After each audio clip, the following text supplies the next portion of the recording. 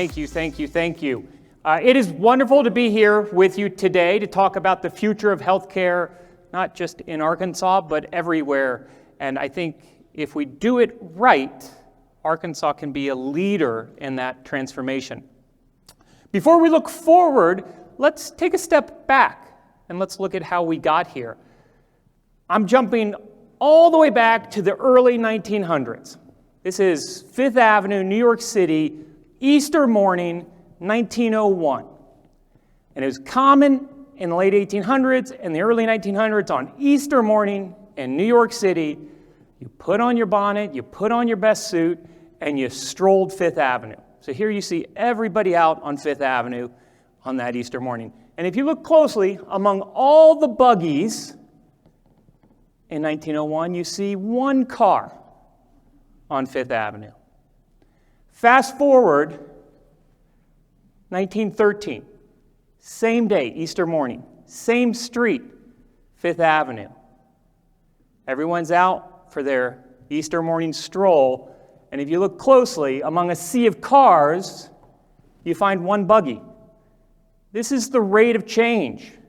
Things moving really slowly until suddenly, quickly, they're upon us.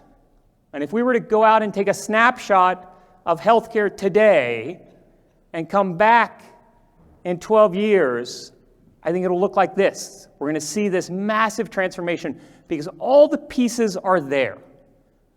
All of the things that drive change are there. We've got aging population, we've got demographic shifts, we've got an awareness that we're not hitting the goals that we should be hitting, both nationally and here in Arkansas. We're the only developed nation where maternal care is declining, and Arkansas is 50th out of the 50 states. We've got mortality rates that are declining, that peaked in 2014. It's not a pandemic impact. We're not living as long as we did 10 years ago. And so all of these forces, I think, are coming together at a time to drive this rapid change. And if we do it right, I think Arkansas can be a leader, and also we can see this transformation happen over a very short period of time. It could happen over a decade. One more story from our past. This is 2007. This is the very first New York Times article that talks about the iPhone. This is right after the iPhone was introduced. And you'll notice there, I highlighted in the second paragraph, the iPhone price from $499 to $599 will not be for everyone. Wouldn't you love to get an iPhone for just $499? The idea, the steal that would be. And then second, this idea that, it's an interesting technology.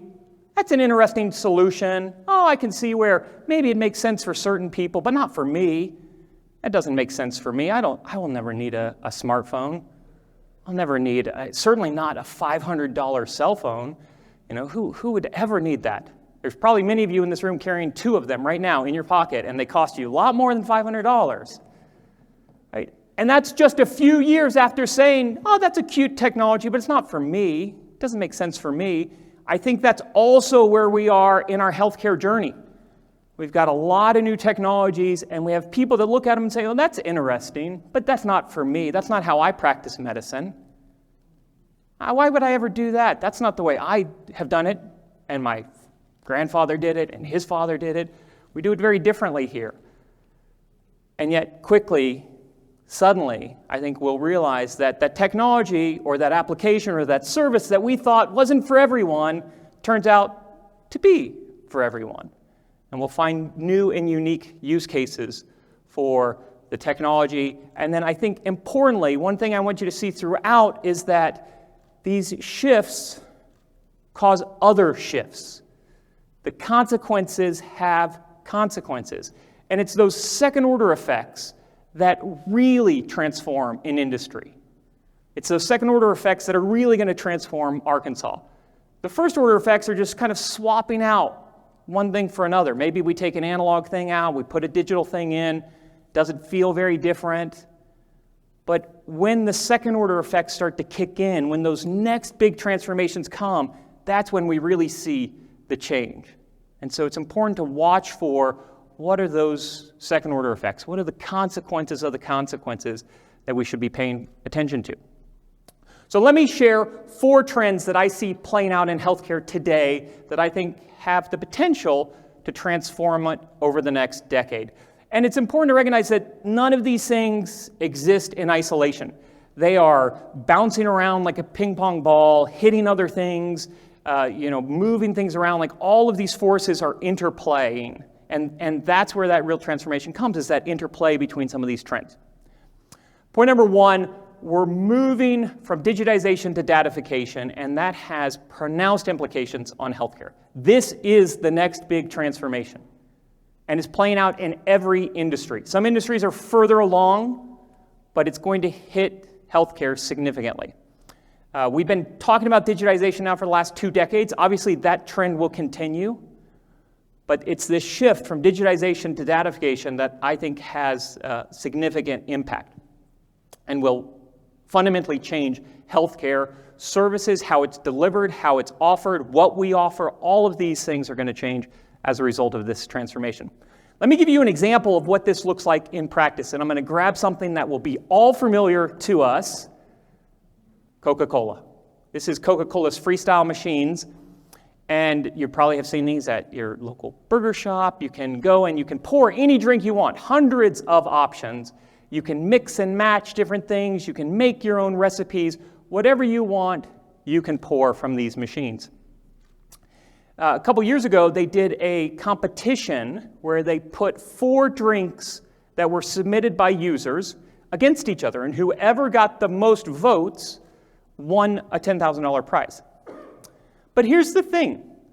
Coca-Cola didn't calculate the votes with an online poll. You didn't have to text some number if you thought, this is my favorite flavor. The way you voted for your favorite flavor was you went to a machine and you poured it. And they calculated all the pours, and then whoever got the most pours of that mix won. Now, how did they do that? These machines are all connected to the internet. So Coca-Cola knows in real time everything we're drinking everywhere in the world. They know what people in Portland, Oregon are drinking versus people in Portland, Maine. They know what people are drinking in Little Rock versus Bentonville. They can look at the tastes and preferences as they change on a daily basis. And then they can take that data and use that data to make informed decisions about preferences, flavor combinations, things people might like. Not just votes on a competition, a little fun game, but also what are we going to bottle next? What are we going to bring to market? Now think about how Coca-Cola used to do this. Step back to the 1980s, what did we get from Coca-Cola? New Coke, right? They were battling Pepsi. Pepsi had this sweeter soda. Pepsi was doing these blind taste challenges where they would serve you a little bit of Pepsi and a little bit of Coke, not labeled, in these little cups. And then what they were showing in these commercials was that people were preferring Pepsi over Coke. Coca-Cola worried because they did these same experiments and they found the same thing. People were preferring a sweeter Pepsi to Coca-Cola. So they decided tastes and preferences had changed. I am going to we're going to take all the Coke off the shelf and we're going to come out with an entirely new formula. This is our new go-to-market formula. We're going to replace what everyone has known as Coke and bring out new Coke. But turned out they had it all wrong.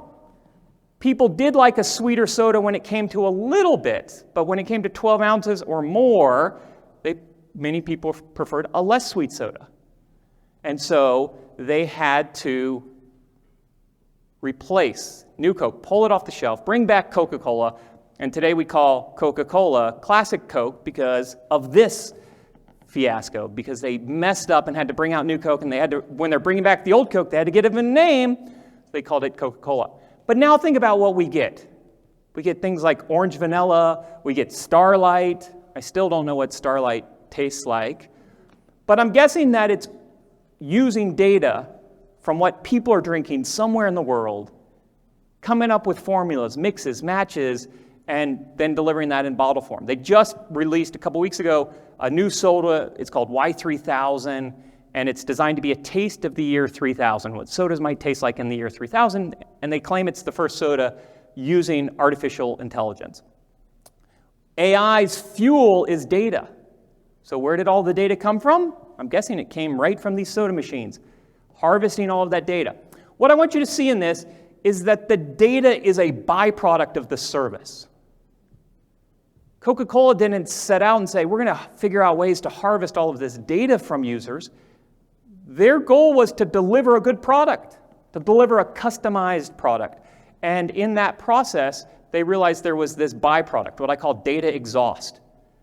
The byproduct of this digital solution was all of this data that they then figured out, we can harvest this and we can redeploy it back into all that we do. We can redeploy it back into operations, knowing when the soda machine needs to get refilled. We can redeploy it back into product discovery and creation. We can redeploy it in all of these different ways.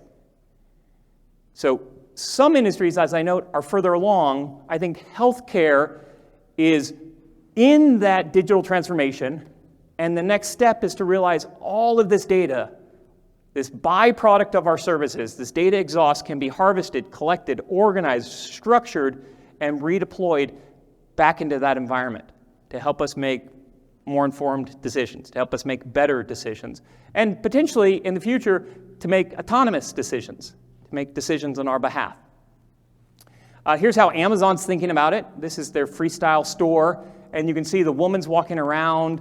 She sees outfits that she might like. She can scan a QR code, get the whole outfit. Maybe she just wants one piece of the outfit, so she can just pick out the one piece that she wants.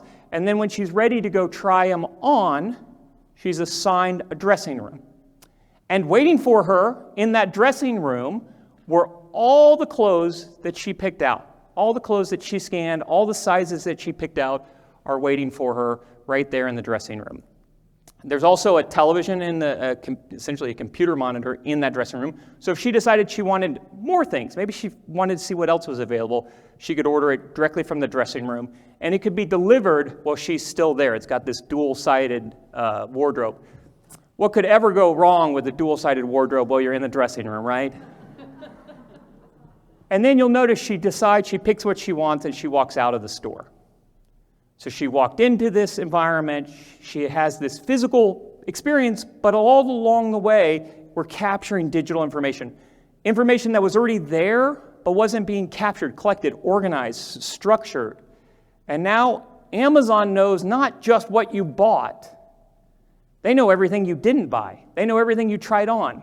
They know what sizes you tried on. They know whether you chose the whole outfit or just one piece of the outfit.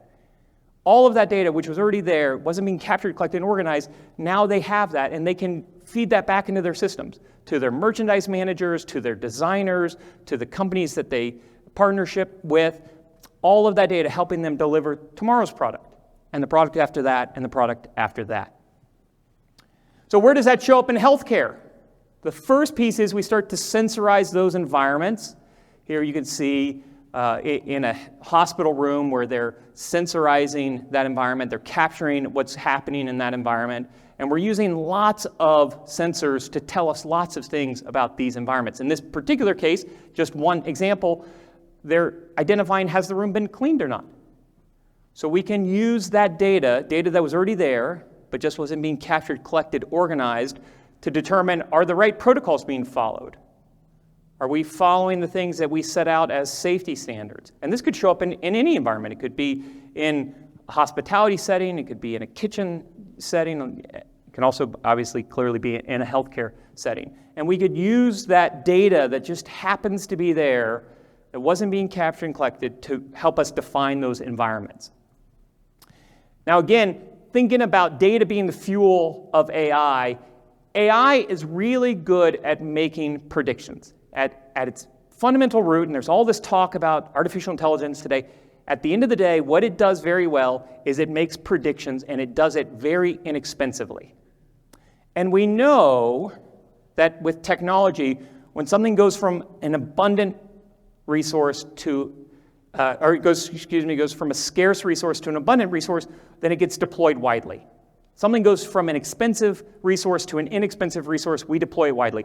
Look at image sensors. They used to be very inexpensive. We included just one on your mobile phone and pretty much nowhere else. Now we put image sensors everywhere. right? You've got multiple ones in your vehicle. I've seen cars that will give you 360-degree views of your vehicle at any point. That's using inexpensive image sensors that once were expensive.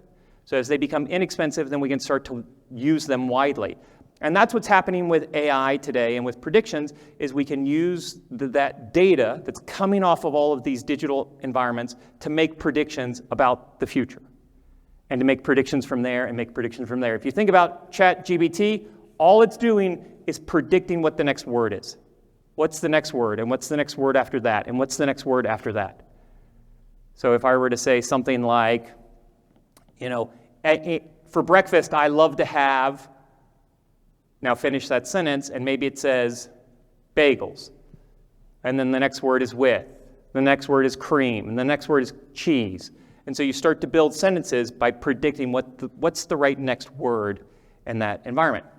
Here we see in Australia, they're using data to make predictions about when someone might be ready to be released from the hospital, when they're ready to be discharged. So using that data then to make predictions about when that bed will be available. And think of all the other things we could predict from that. We could predict staffing levels. And I think this coincides with an environment where workers, especially younger workers, are becoming much more comfortable with the gig economy and the idea of flexible work. So all of a sudden we're predicting work schedules for a cohort that is more comfortable working in a gig type environment. And in many ways, lots of employment might become gig type work and flexibility because we're using these type of prediction models to predict what's demand going to be for different positions. Maybe it evolves over the day. So maybe the workforce becomes more agile. And rather than everybody coming in on certain days having, slow days or busy days, but focusing just in their lane, in a hospital setting or a healthcare setting, the data is defining what their skill set is for that day. What are the jobs for that day based upon maybe there's a lot of discharges, maybe there's not going to be a lot of discharges, maybe there's something else. So you use the data to dictate the workflow. You use the data to dictate the environment. We just saw a couple weeks ago, UC Davis with all of the other California hospital systems and about 30 partners pulled together to figure out how can we accelerate generative AI in healthcare. So this is they just made the announcement weeks ago, but they're coming together for the next year to explore how do we drive generative AI in healthcare. Some examples of where we're already seeing the potential for generative AI in healthcare. Using it to rewrite those orders that you get when you leave a physician's office. The ones that don't make a lot of sense, the ones that might be hard for some of us to read, now we could use that to rewrite it, meeting that patient where they're at, maybe meeting them where they're at with their writing and reading levels, maybe meeting them in their native language, allowing those discharge papers to meet that patient where they're at. There's also been some experiments using the data that's already in the health medical records to then write the discharge papers themselves. Can we use that data? About 60% of what shows up in your discharge papers was captured in your intake documents. So we're not there yet, but you can imagine if we start to augment that along the way, then those discharge papers literally write themselves. And does that free up time for doctors or nurses or others who could then allocate those scarce resources, those hours, their time, to something else? And that, I think, is the important element that we see is that this augmenting the skill set that we already have. It's freeing them up from some of those administrative tasks. Satya Nadella a few months ago said that data is going to be used to define these environments and define new processes and new procedures. The data is going to write the way work flows. And that really becomes this second order effect that I was talking about. That first order effect is replacing the analog with the digital, and then the next order is letting the data then dictate what that starts to look like. Point number 2 is that we're seeing a broadening of healthcare. And I think this is both an opportunity and a challenge for the healthcare industry, because it means that there are more areas to be involved in, but it also means that there's more things to do. And on a healthcare industry that's already taxed and has labor constraints, this might be a challenge. First and foremost, you're seeing an expansion of medical care. And when you look at telemedicine rates, mental health is one of the areas that stayed relatively high from pre-pandemic to post-pandemic compared to other medical services. Surgeon General wrote a report this year talking about our loneliness epidemic. Would have been unheard of really just a few years ago. The idea that the Surgeon General of the US would write a report on loneliness, that doesn't feel like a medical issue, but they recognize that it is, that all of these things are tied together. As much as every company is becoming a tech company, and I think that's true in healthcare, every healthcare company is becoming a tech company, it's also true that every company is becoming a healthcare company.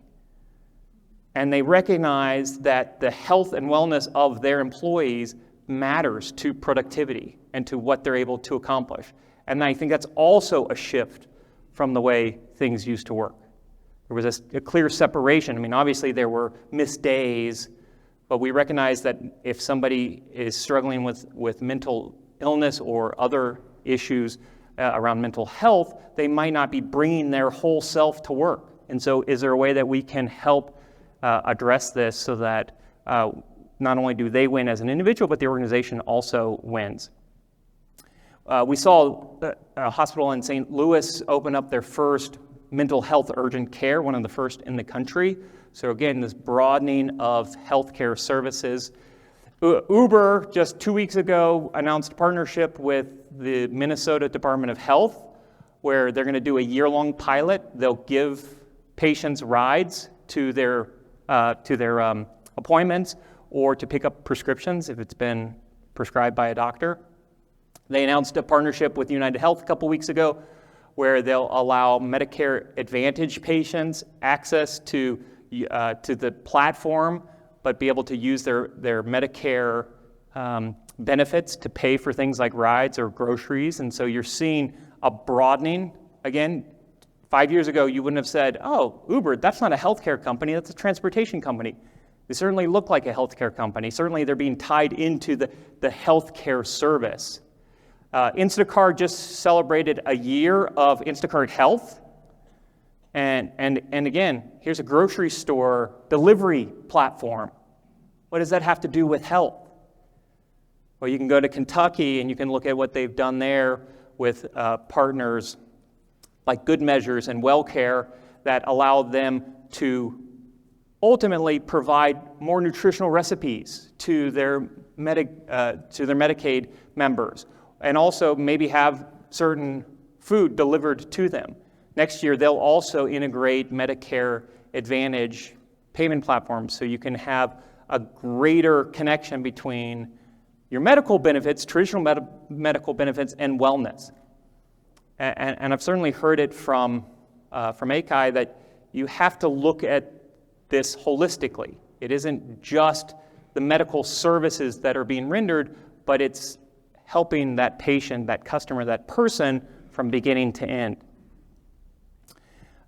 We're seeing coaching become a bigger piece of healthcare. I highlight just one example of it for you here, but they're using coaching, setting goals, following up with that customer and then with that patient, and then also when they actually meet with their physician, there's a much richer connection and a much richer conversation around, did you hit your goals? If so, why not? Let's look through the data. All that information now being captured, being utilized, and redeploying, in this case, even back to that interaction that we're having with the customer. Best Buy announced an expansion of one of their partnerships, Best Buy Health becoming a very big player in the healthcare space, and they're looking at home care. As we think about hospitals in the home, you're seeing more services provided there. Remote monitoring. So in this particular example, they're not doing the monitoring, they're bringing Geek Squad in. The black shirts that were designed to fix your computers and help you set up your mobile phone are now coming into your home to help you set up home healthcare services. Explain how the equipment works, make sure it's working right so that you can have these services from the comfort of your own home. And so I think the other thing to note is as these new services open up, as we see a broadening of this, you see new players coming into the space. Uber, Instacart, Best Buy. These would have never been healthcare companies just a few years ago, and now they're big players in the healthcare company. And they entered the healthcare ecosystem through areas that weren't previously being served by healthcare providers. And as we expand our definition of wellness and our needs around wellness, I think you're going to see more and more companies enter the space. You also see the existing companies continue to expand into healthcare. And I think that has big implications for traditional healthcare providers. Okay, point number 3, the automation of healthcare is playing out. Before we talk about healthcare, though, let's think about how others are thinking about automation. Here is a little example of how Google's starting to think about automation in the environments that we operate in.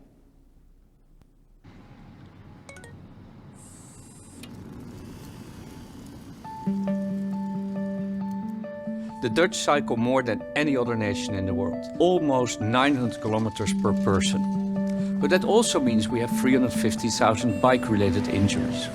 Now imagine that we would make biking safer, smarter and easier by applying self-driving technology to biking. We taught our self-driving bike to figure out where it is, what's around it, what will happen next, and what it should do. We leaned on Google's expertise in self-driving cars, but we had to adapt the technology to work on a bike.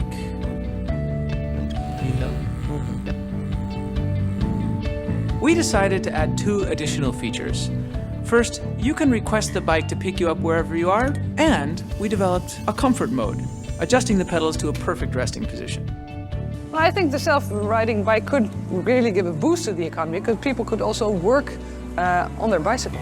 You work in your office, you work in your home, you work in your car. You could even work on your bike. I have so much more time. My kids love it. They're just free. They can go anywhere they want, anytime they want. It's amazing. At the Futurist, we feel that this is the biggest invention since the invention of the bicycle itself. At Google, we always put our users first. With the launch of this bike, we believe we do that again.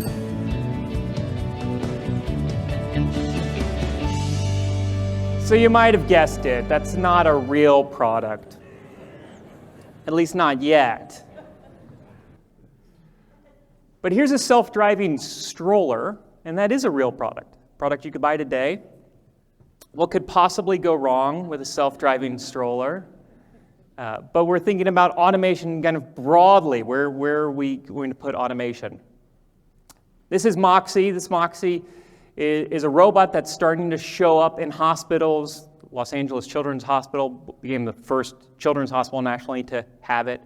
And it's, again, augmenting and addressing some of the skill shortages that we have.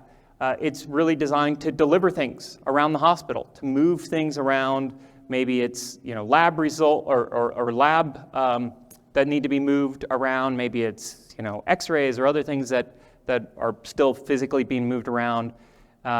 You can use this to bring new sheets to a room. You could use it for other things like that. And so you're augmenting that short skill set. And it also means that the workers that we have that might have been doing some of these tasks will be doing more things. They'll be doing other things. And it's important to recognize that we have to bring our workforce with us as we start to think about these type of technologies. As we bring in robots like Moxie, are we bringing our workforce along in that journey?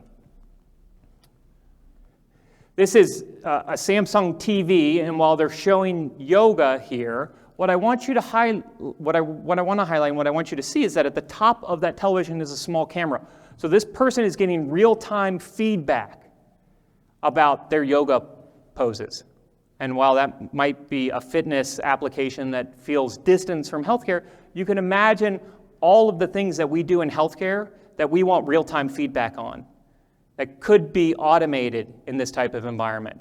Already we're starting to see this with things like hearing aids, making sure your hearing aid is put in. A company just about a year ago introduced a selfie you can take of your hearing aid to make sure that's in, so it's automating that process. And you can imagine other things that we might want to get real-time feedback in, physical therapy, motion, or activities that we might be doing could be used. And that clearly doesn't have to just show up in the living room of our home, but we could use cameras in lots of different places to get to that real-time feedback. All right, here's your quiz for the day. Which of these 6 people are real?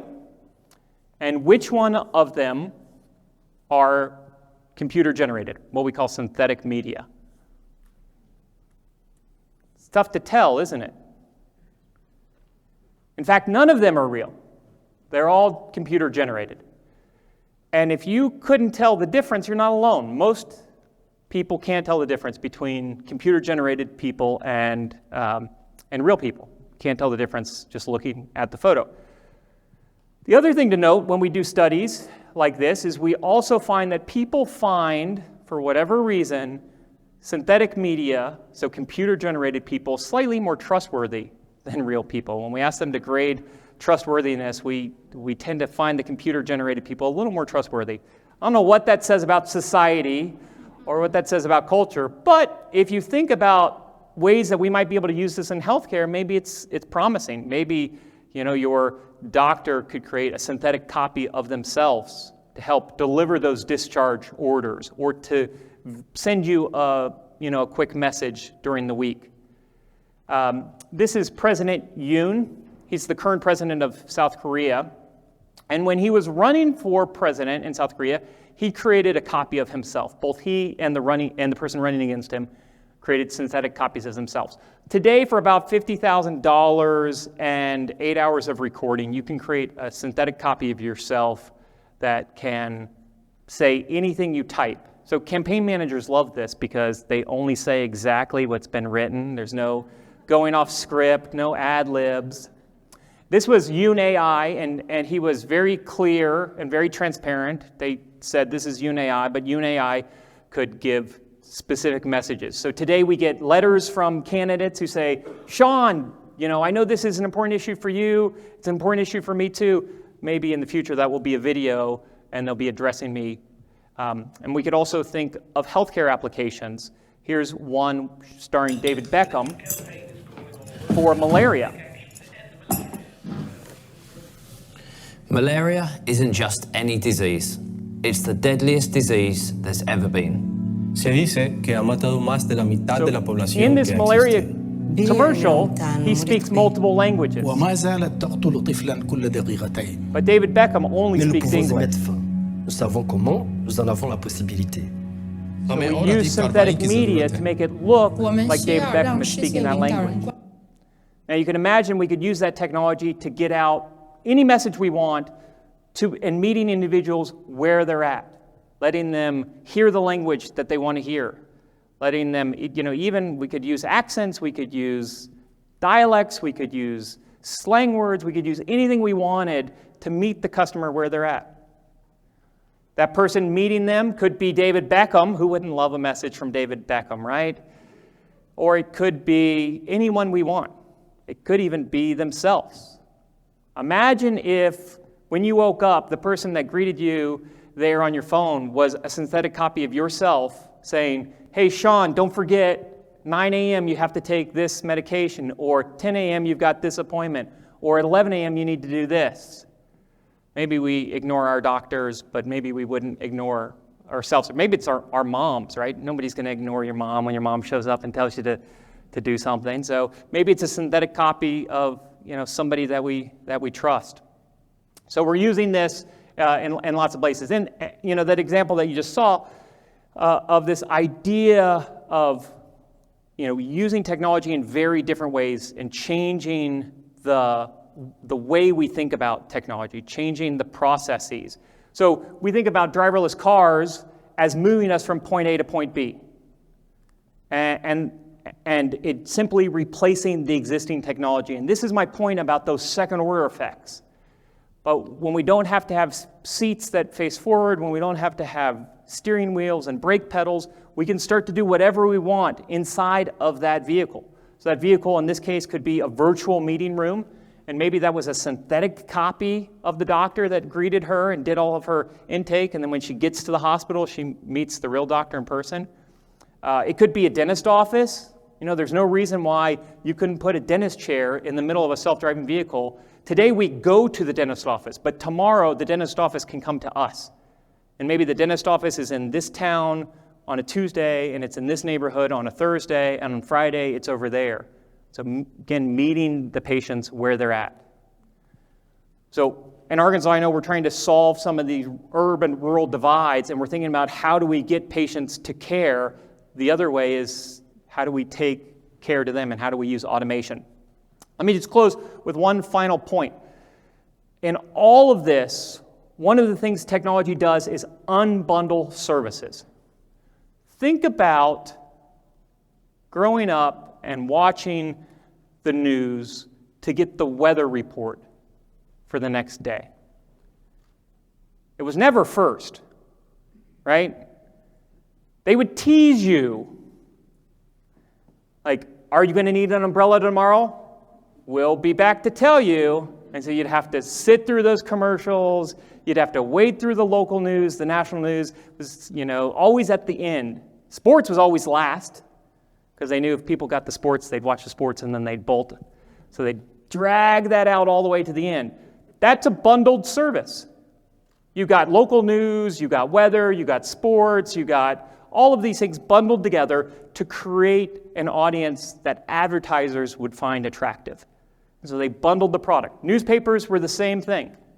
You had the sports page, you had the comics, you had the health section, you had the local news, you had the national news, all bundled together. Because it was much easier to deliver one newspaper to every house than to try to figure out how do I deliver different newspapers to different houses. The economics didn't work. But in a digital age, we can break that apart. We can deliver just somebody the sports page. We can deliver just somebody the weather section. Most of you have probably checked the weather multiple times today. That's the other thing that changed, is how much we engage with information when it becomes free, when it goes to zero.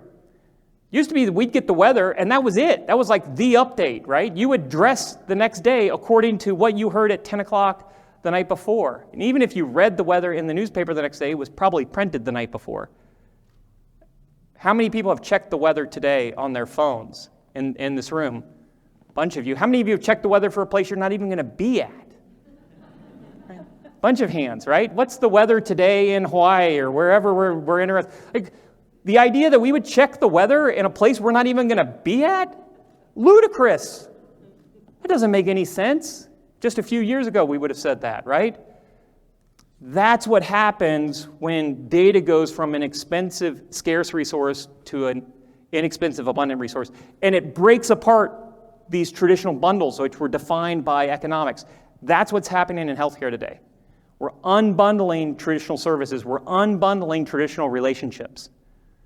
And I think that has big implications for healthcare providers as well. And a lot of companies are coming into that space and doing the unbundling, just like what happened in the newspaper industry, just what happened in the music industry, where we used to put everything on a CD.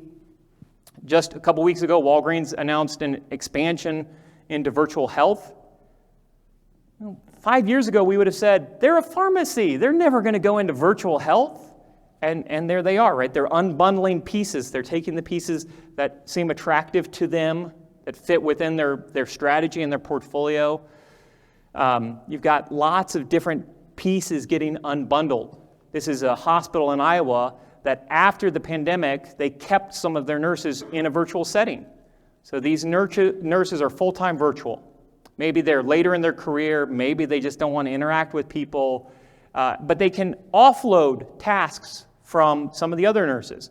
Maybe they're helping with discharge, maybe they're helping with intake, so they're not there to get a blood sample or make sure the IV's hooked in, but they can handle all of the other things, allowing maybe nurses on the ward then to deal with patients and interacting with them directly.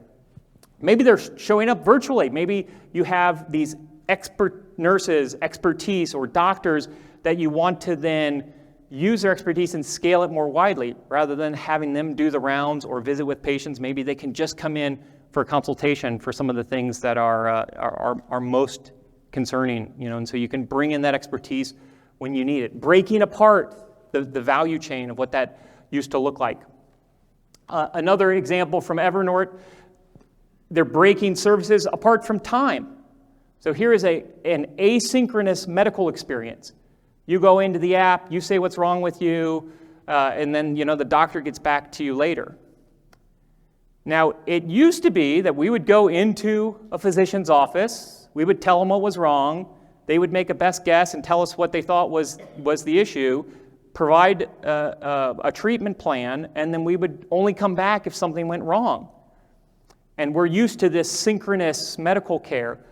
But a younger generation is coming into this space, and they're quite comfortable with asynchronous. They're quite comfortable with that delay. I always joke that, call anyone right now that's 25 or younger and see if they pick up the phone. They won't. When I call my son, he texts me back and says, "Why are you calling me, Dad?" So they're used to this asynchronous and maybe even prefer asynchronous care. And so I think one of the great challenges for healthcare leaders is that you have divergent interests among patients, and you have divergent preferences among patients. You have patients that want to see a medical professional on demand whenever they want, in person, and then you have perhaps a younger generation that never wants to see someone, and certainly not in person if they can avoid it. They want to see that virtually. And there's lots of implications we can talk about when it comes to that. So let me close with a few points, and then we have a couple of minutes, I think, for some questions and comments, and I would love to hear what you think about some of these things and have you react to them. So this idea that, and I think this is one of the great challenges for leaders in every organization, in every industry, but certainly in healthcare, because you have to be treating patients today, but you also have to be preparing healthcare for the future. You have to be building the services and products that you're going to be delivering in 5 years and 10 years and in 20 years, and you have to be doing that now. So working on competing time horizons simultaneously is an incredible challenge, especially in healthcare, especially when you're dealing in many cases with life and death, to then pause from that and say, okay, what's the service that I'm going to deliver in 5 years? What does that look like? In all of this, you saw lots of new companies coming into the space. You saw the unbundling, you saw the broadening, both of those forces driving new companies in. So this idea of partnering, I think, is paramount. Figuring out where we partner, how we partner, who we partner with, what does that look like, so that we can deliver a holistic care to our patients. I think it's really important to see technology through the eyes of the organization, the value of the organization. There's a lot of running around right now, especially around AI, of like, let's just use it, let's just put it out there, let's throw it out there, and they're not looking at it from the view of what are the services that we deliver, what's the value that we provide. So stepping back to, and if you're outside the healthcare, it's what's my strategy? Tying AI back to the strategy of the organization. In healthcare, it's what are the values that we want to convey, and how does technology augment that? And then just finally, it's building these processes with data in mind, recognizing that the data may seem like a byproduct today, but it could be the service tomorrow. So let me stop there and take some questions. I think there's your QR code. I should have given that to you earlier. So you can scan QR codes, but at this point, we're friends, right? So you can just We are friends. Yell and I out. did see people did move up, so thank you so much for that. Okay, great. Shawn, great job. Thank you so much. I think what I have gleaned from your talk is that everything's fine. Everything's fine. Moxie's going to take care of us. We're going to have synthetic versions of Dr. Thompson coming to your inboxes. Let's kick off with, tell me, based on your research, is there anything that has really surprised you in the last year in terms of innovation or things that you're hearing about? Anything that has surprised you? Well, I think when you look specifically at healthcare, it is a little surprising how quickly we moved away from some of the virtual care models once those got in place. And I think it's very interesting where we got away from them and where we didn't. So I mentioned mental health still has quite high telemedicine use, and maybe that's because, if you're meeting with a therapist, you'd rather just talk to them on, video, or it's easier, or whatever. There's preferences that are emerging there. In other areas, we saw it really bounce back. It obviously didn't bounce all the way back to where it was pre-pandemic, but it came down significantly from where it was during the pandemic. I think we're still trying to figure out what that looks like, and what's the type of care that we give in a virtual setting? Does it differ? How does it differ? What does that look like? Who's providing the care? I think medical schools of the future will have a specialty in virtual care providers. This will be their specialty, and they'll go into it and they will develop amazing bedside manner in a virtual setting. Today, in some settings, that's why I showed the Iowa example where you have these dedicated virtual care providers. In some settings, it's the physician doing both. And I don't know if that's the right solution or not. It might be, but you have often physicians doing virtual visits and also in-person visits. You have nurses doing that both. And maybe that's right, and maybe that's not right. So I think there's still a lot we have to figure out there. We do have a couple of questions. The first question, I can see a potential concern for more fragmented care in an already fragmented system, especially here in our state, with an increase of new technology advancements in healthcare players. How can providers keep up with what's happening with their patients with these constant advancements? Yeah, I think that's a great question and a great concern to have, because what you will see is that you will see patients move to the channels that are easiest for them, and it may not be the same channel every time. Best Buy also just a couple weeks ago announced that they would be selling continuous glucose monitors. Now, you need a prescription to get a continuous glucose monitor that they're selling. And so how do they do that? When you go to buy it, they push you to a virtual care provider that's embedded right in the sales process. So then you're pushed to a virtual care provider, you get a prescription for the continuous glucose monitor, and then you can make the purchase. Right now, they're not accepting insurance. So you would be buying that out of pocket. Maybe over time, you'll be using insurance. But that is one example where maybe you're going to Best Buy, you're buying your glucose monitor, you saw a doctor, you got a prescription, you think you're set, but then your doctor over here who's seeing you doesn't know, that you're using it, or how you're using it, or whether you're using it right. So there is that disconnect. And there's a lot of fragmentation in all of the medical records. Despite it being digital, none of that is integrated. So if I were to have to go to see a doctor while I'm here in Arkansas, it doesn't carry with me any of my medical history per se. So I think there are very big challenges with that. How can we make sure important policy players are on board with these changes? Example, if technology is moving toward virtual visits, but policy does not reflect proper payment adjustments for these services. Yeah, I think that's a very great point. And I think that's a call on all policymakers to keep up. You have to recognize how care is changing and how technology is changing, and recognize again that there's an interplay there, that all of these things are connected, and we can't just do things the way we've always done them when we have the opportunity to do them better. And in some cases, to do them and deliver that care less expensively. Not in all cases, but in some cases. And so I think it's a call on all policymakers to recognize that we need to meet patients where they're at. With the innovation of new products and unbundling, there also came innovation in pricing and payment. With the need for increased technology, how will healthcare payment evolve to allow this? I think that is a good question, and tomorrow we'll be doing a 2-day workshop on how to solve all of the payment issues in healthcare.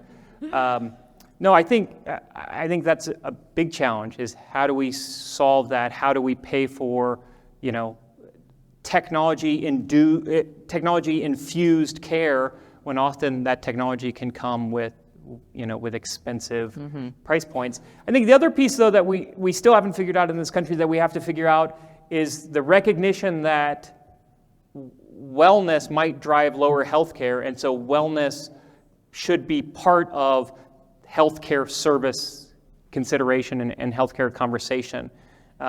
And I see good movement in that direction from the private sector. You know, if you think of like the Instacarts, clearly they have incentives and an invested interest in you buying food from them.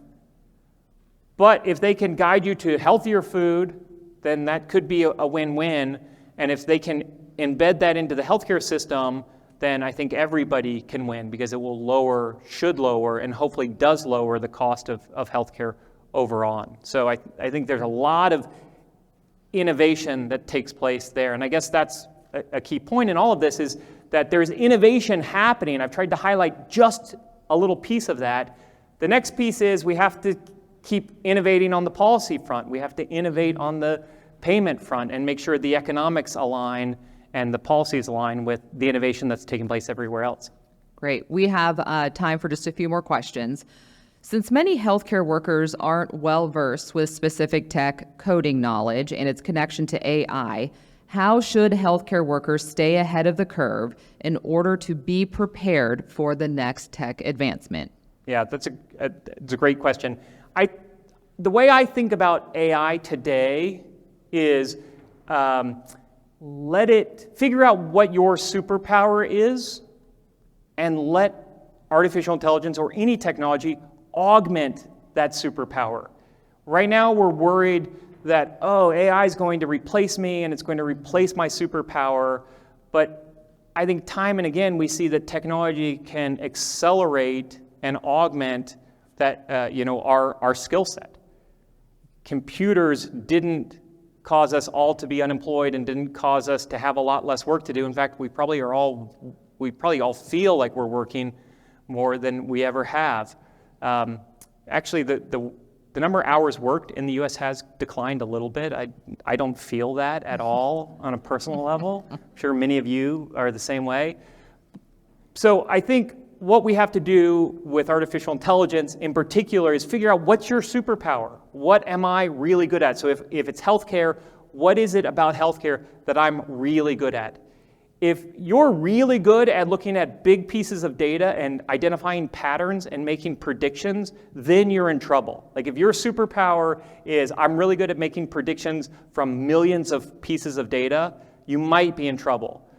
But if your superpower is connecting with a human on a very personal level and identifying when they're lying to me about their treatment plan, then I think you're okay. Now, how can you use AI to augment that? How can you use AI to make you more successful and to strengthen that superpower?